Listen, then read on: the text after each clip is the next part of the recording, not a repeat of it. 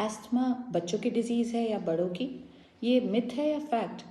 आइए हम ये बहुत सारे मिथ्स और फैक्ट जो एस्थमा के साथ जुड़े हैं उसके बारे में आज बात करते हैं। मेरा नाम डॉक्टर राखी खंडूरी है, मैं हिमालयन हॉस्पिटल में चेस्ट फिजिशियन हूँ। तो सबसे पहले इसी भ्रांति के बारे में बात करते हैं। एस्थमा सिर्फ बच्चों में नहीं होता, ये बड़ों को भी हो सकता है। जो बच्चों को एस्थमा होता है उसको हम बोलते हैं एलर्जिक एस्थमा, वो जेनेटिकली होता है। बड़ों को लेट ऑनसेट एस्थमा हो सकता है, जो कि अक्सर लेडीज़ को, जो कि थोड़ा वेट जिनका ज़्यादा हो, उनको हो जाता है।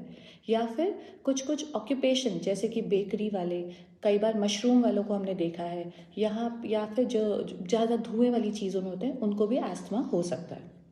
एक और भ्रांति के बारे में बात करते हैं। एस्थमा इन्फेक्शियस डिजीज़ है या फिर कीड़े मकोड़े से हो सकती है? बिल्कुल नहीं, एस्थमा इन्फेक्शियस नहीं है। ये हमारे जो सांस की नली है उसमें सूजन होती है, जो कि एक दिन में नहीं आती है, धीरे धीरे आती है।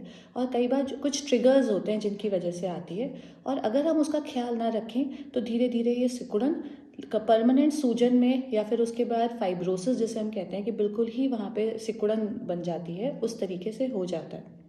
तीसरा और बहुत ही ऐसा मिथ कि एस्थमा के लिए इन्हेलर्स तो बिल्कुल नहीं लेने चाहिए।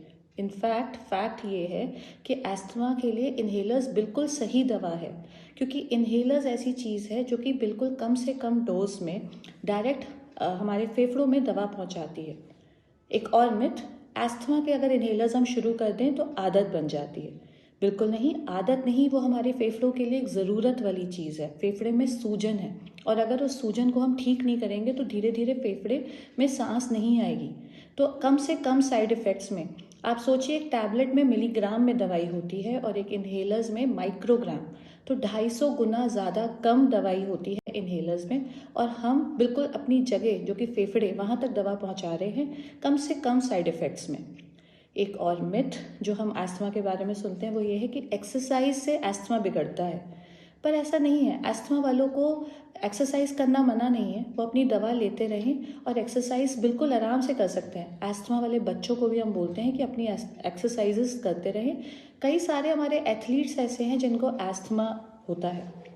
एक और मिथ जो हम एस्थमा के बारे में सुनते हैं वो ये है कि एस्थमा जब ठीक हो जाए तब अपनी दवा बंद कर दीजिए। बिल्कुल ये गलत बात है, क्योंकि एस्थमा के जो इन्हेलर्स हैं वो बिल्कुल बंद नहीं करने चाहिए। वो रिलीवर नहीं है, मतलब वो ऐसा नहीं है कि जब प्रॉब्लम हुई तब ले लिया।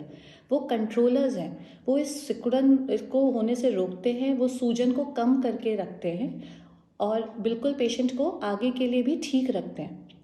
एक और मिथ के बारे में हम बात करते हैं, जो है ये कहते हैं कि एस्थमा के इन्हेलर्स जो हैं वो आगे अटैक बढ़ाते हैं, जबकि ऐसा नहीं है। कई कारण हैं एस्थमा के अटैक्स बढ़ने के, जैसे कि धुआं, पोल्यूशन, इन्फेक्शन, बार बार वो जो पॉलन है या ट्रिगर्स हैं उसके संपर्क में अगर पेशेंट आता है तो उसको एस्थमा के अटैक्स बढ़ते हैं। ये जो हमारे इन्हेलर्स हैं ये उनको एक नॉर्मल एक्टिव लाइफ जीने के लिए करते हैं। एक और मिथ की बात करें, एस्थमा का ट्रीटमेंट बंद कर देना चाहिए जैसे ठीक हो जाए। बिल्कुल नहीं करना चाहिए। जब तक आपके डॉक्टर ना बोलें कि आपको दवा बंद करनी है तब तक बिल्कुल बंद नहीं करनी चाहिए। डॉक्टर के सलाह के हिसाब से ही करिए। हर पेशेंट अलग होता है, उसके हिसाब से उसकी दवा कम करनी, जो भी करनी है वो सिर्फ वो डॉक्टर ही बताता है। मिथ कहता है, कई लोग कहते हैं कि स्टीम लेने से सूजन ठीक हो जाती है, तो एस्थमा के इन्हेलर्स की कोई ज़रूरत नहीं है, जबकि ऐसा नहीं है। स्टीम ऐसा नहीं है कि वो एस्थमा को ठीक कर देती है। एस्थमा को ठीक सिर्फ वो दवाई ही करती है जो हम डॉक्टर्स एज एस्थमा का ट्रीटमेंट देते हैं। तो ये बहुत सारे मिथ्स थे।